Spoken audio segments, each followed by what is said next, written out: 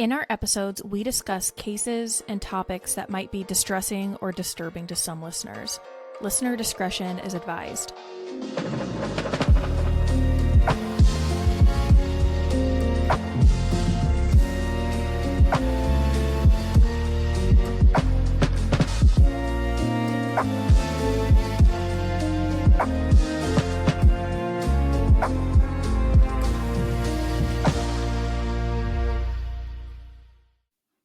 In mid-October of 1982, Nadine Stark called her daughters home.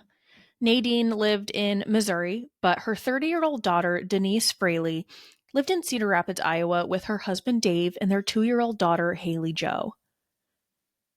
According to a 1992 article in the Gazette, Nadine calls and Dave answers the phone. And apparently when Nadine asks for Denise, Dave just hangs up.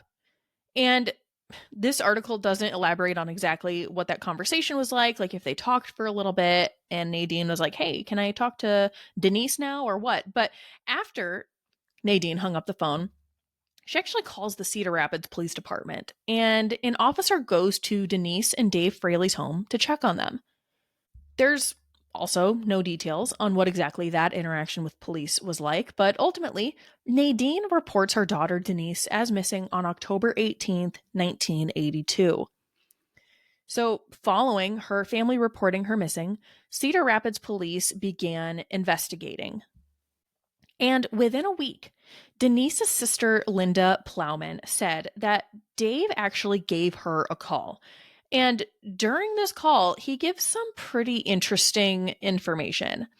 Dave explained to Linda that Denise had tried to run off with several $1,000s in drug money that wasn't hers, and that he was afraid that the mafia was looking for her. But Dave tells the family that, look, you shouldn't come here. Don't come looking for answers because the mafia probably wouldn't take kindly to that. Also, I don't know if this was conveyed to her family during this conversation, but at some point it's revealed Denise hadn't been seen since September 12th, so it's been over a month. Dave never reported her missing. Immediately, this is a very suspect thing to say. It's almost like a cliche. A woman goes missing, the husband refuses to provide the family answers, but when he does, he tells them to not come looking for answers. Drug money's involved, and oh, yes, the mafia is looking for her. I mean, it's such a ridiculous thing to say. And this is all paired with the fact that Dave didn't bother to mention to anyone that Denise had been missing for a month. But I wanted to look into this because when I first started researching this case, this first little bit of information that I told you about was the first thing that I read. And so I was very confused. So let's see if any of this has any sort of legitimacy. But first, who is Denise Fraley? Denise Stark was born in Northwest Missouri, and according to a 1992 article by Jeff Burnham, she was a cheerleader in high school. She graduated as the valedictorian of her class. And in the 70s, Denise came to live with her grandmother in Cedar Rapids, which is where she met Dave Fraley. The two got married in 1975, and just a couple years later, they had a daughter, Haley Jo. Denise stayed home to raise her, and Dave worked as a pest control technician. Outside of that, the two played in bands, and Denise was a popular singer in the area, and Dave often played the piano while she sang. The two also used, and it seems like, sold drugs together, which was, according to court documents filed after her disappearance. So Denise has a connection to drugs. Okay. The mafia part, I couldn't find a single thing to indicate that the mafia was operating in Iowa in the 80s. There were a lot of articles on the mafia in the 80s, but nothing that was specific to Iowa. But for some reason, which Denise's family has said that they regret immensely, they heeded Dave's warning. They remained in Missouri for 6 months. Maybe their assumption was that police were handling the investigation into her disappearance, but even that eventually stalled. So in March of 1983, Denise's family made the first of many trips to Cedar Rapids to try and get answers. Her family hired a private investigator, pressured police to continue their own investigation, and they also hired an attorney and began to try and get custody of Haley Joe. While this custody battle was ongoing, Haley Joe lived with Denise's sister, Linda. And during this time, Haley Joe told the Plowmans, according to what they said in affidavits, that she had seen her mother tied to rocks and thrown into a river. Now, this is obviously a shocking thing to say, and I can't imagine what it would have been like to be Denise's sister, to have Denise missing under such suspicious circumstances, and to have your niece say this to you. I mean, it would probably feel like an absolute bombshell. Later on, child development experts interviewed Haley Joe, and they said that her statements should definitely be taken seriously, but that they couldn't determine whether what she was talking about was coming from something she had actually experienced or if the story came from watching the movie Poltergeist. It was a very specific mention of the movie Poltergeist in there. As a side note, it's been a while since I've seen that movie. I was trying to find some clips. The only thing I can see that resembles a woman potentially, being like drug underwater is a scene where there's a woman outside, it's raining, she's running, and she gets pulled into this empty pool that's filling with water by skeletons. So that's an aside on the movie Poltergeist. Now, the investigation continues, and the family comes to find that Dave has provided quite a few variations of what happened to Denise. He told them it had to do with drug money and the mafia. He told others, though, at some point she simply left to pursue a career in music and singing. And he also said she had run off and called him at some point, said she was ripped off in a drug deal, and told him to take care of Haley Joe, and that was the last he had ever heard from her. Now, when questioned about why he kept changing his story, he tried to explain it by saying that he had just been speculating about what happened to Denise, which makes no sense to me because he's like inserting himself into some of those apparent speculations. He also claimed in testimony that I believe was related to the custody battle that he himself had been kidnapped by the mafia and that the mafia forced him to take a lie detector test because they wanted to find Denise themselves and the money that she had allegedly taken. But he didn't want to pursue any sort of charge or have police investigate the alleged kidnappers. It's all very strange. Dave is clearly going back and forth on his stories. He doesn't seem like a very reliable person. So, what do we know about when Denise was last seen? We know that on September 11th, 1982, Denise and Dave were singing and playing music at a private party in Cedar Rapids. The last time Denise was seen was at this party in the early morning hours of September 12th.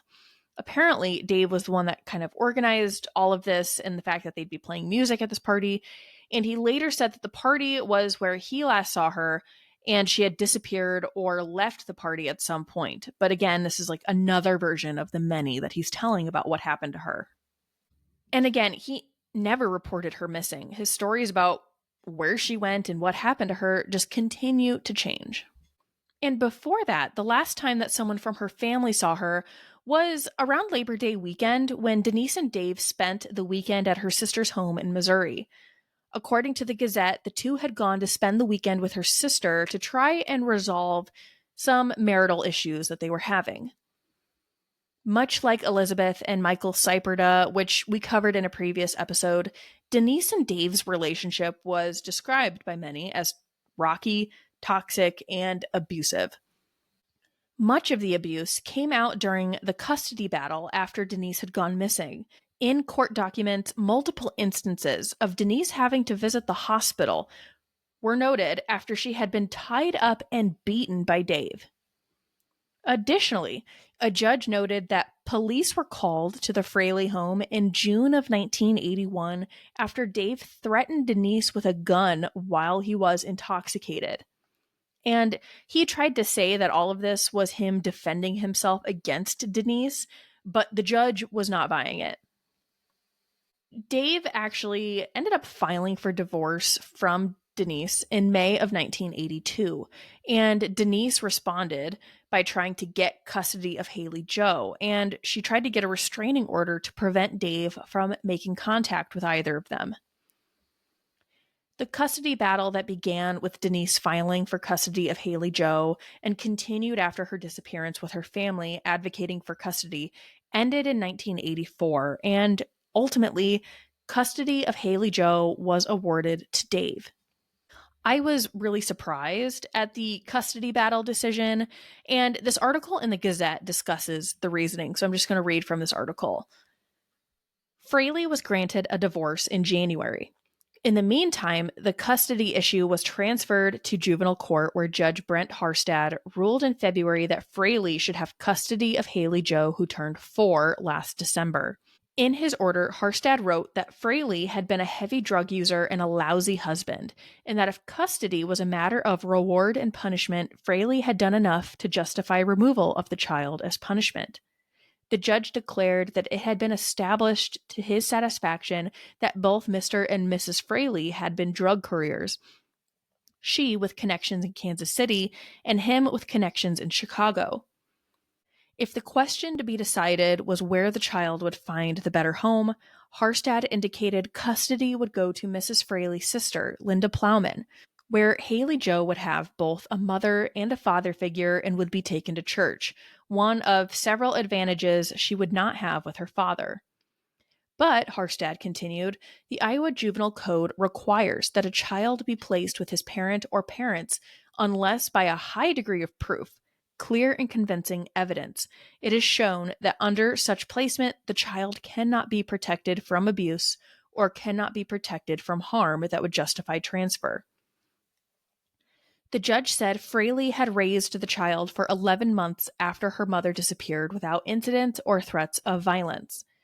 Last August, Fraley allowed Denise's family to take the child. He then disappeared for several weeks, reporting later that he had gone fishing in Minnesota. Mrs. Plowman retained custody of the child at her residence until the juvenile court order required that the child be returned to the father.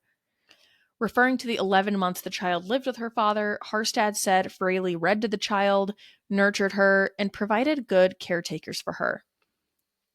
He added that there was no evidence that Fraley had abused Haley, one of the allegations made by Denise's family.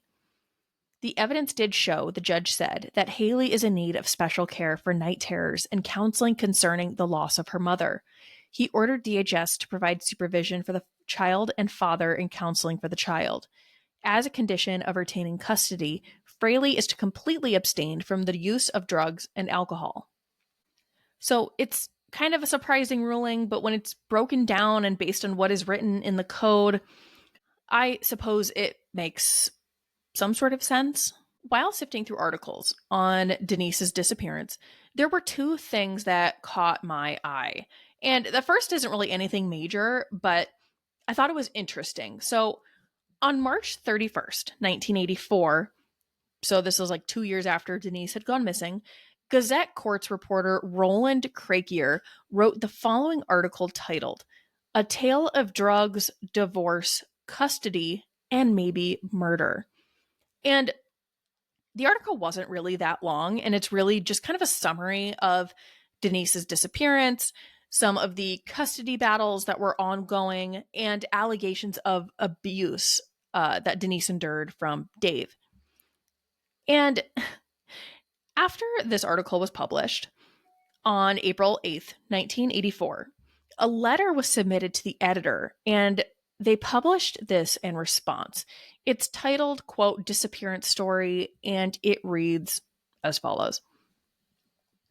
The March 31st Gazette featured a page one story that would have made me laugh out loud had I not known the people written about. Picture it this way.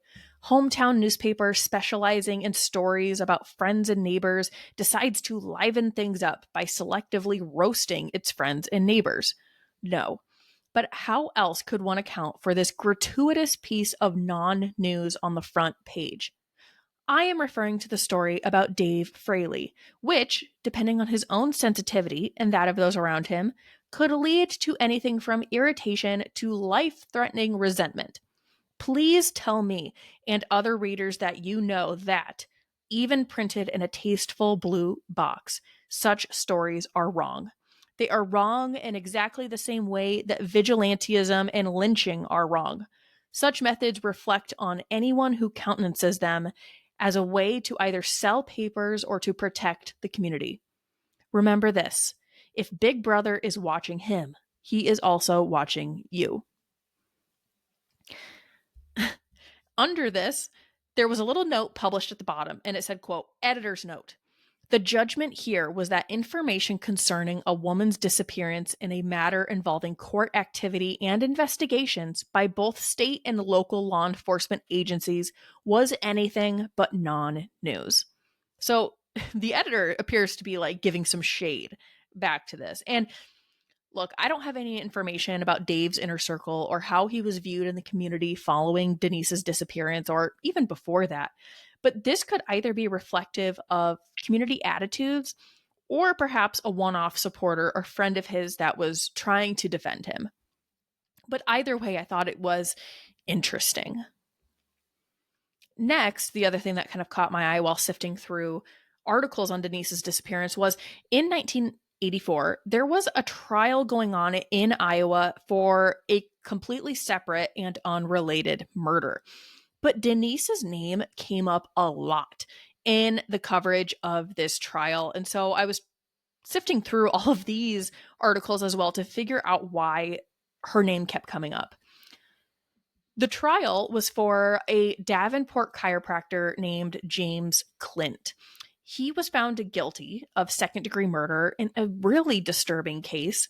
He was accused and eventually convicted of killing his wife Joyce, dismembering her with a chainsaw, and dumping the remains in the Mississippi River.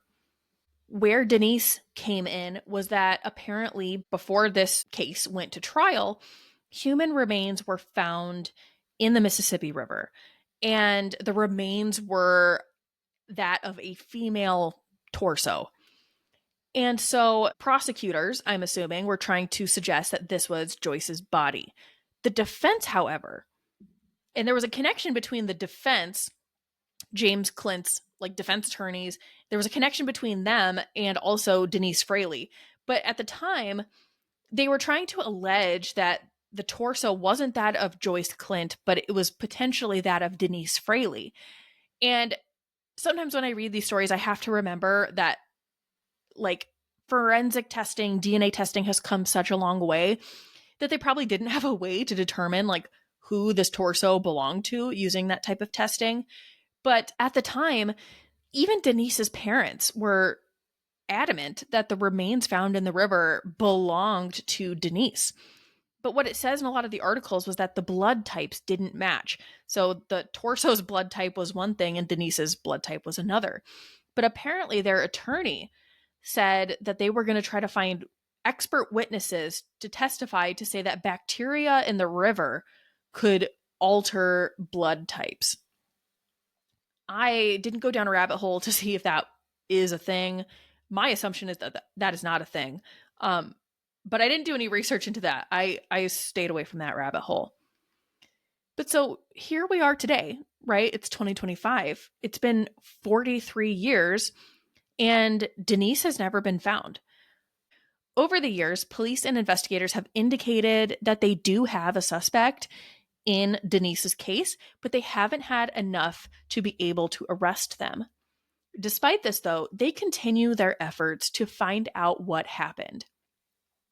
In fact, there's a very recent article in the Gazette on this case, dated March 9th, 2025, and it outlines the case and actually provided way more clarifying details that weren't present in the articles I read from the 80s and 90s.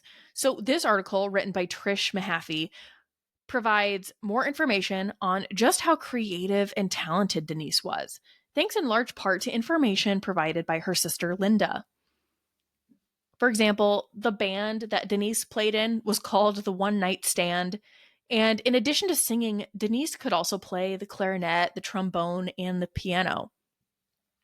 Linda described Denise as fun, with a good sense of humor, a cat lover, and someone who had an incredible amount of compassion for people. She said growing up, the two of them didn't always see eye to eye, and that Denise was much more carefree than her sister, who described herself as being more conservative. Linda said Denise pursued a college program in music at Missouri Western State University, but she ended up having to drop out when she could no longer afford tuition. Linda noted that she didn't know the extent of what was happening in Denise and David's marriage until nearly a year before Denise went missing. She also commented that one of the last times she saw Denise in person, Denise actually said, quote, "If anything happens to me, I want you and Gordon to raise Haley." In this more recent article, it also has a slightly different account of what happened the last time Denise was seen. In all of the other articles, it's mentioned that Denise and Dave were playing at a private party, which when I read those articles, I assumed that to mean that they were at someone else's house.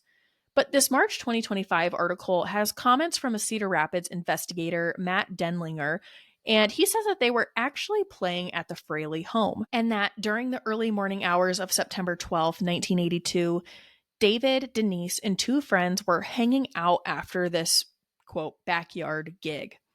The friends apparently left around 4 a.m., and when they left, they said that Denise was getting ready to go to bed and that David had already gone to bed. The article also says that the weird story that Dave told about how he himself had gotten kidnapped by the mafia was something he told to Denise's family when he called them a week after her parents had reported her missing. So he told them all of this and I guess convinced them enough that they were really scared of the situation and they chose not to go to Cedar Rapids because of that. The article has some more information about the investigation that was conducted back in the 80s. Friends and family were interviewed, and while some said Denise would occasionally leave to go stay with friends, she would always bring Haley Jo with her. Additionally, police did search the Fraley home, but nothing was found at the time. Denise's phone, bank, and employment records were reviewed, but there wasn't any activity. Denlinger said that she had money in her checking account, but she never withdrew any of it, and that she had an uncashed check, which to investigators points to her not running off voluntarily. Denlinger believes that Denise was murdered on September 12th or shortly after.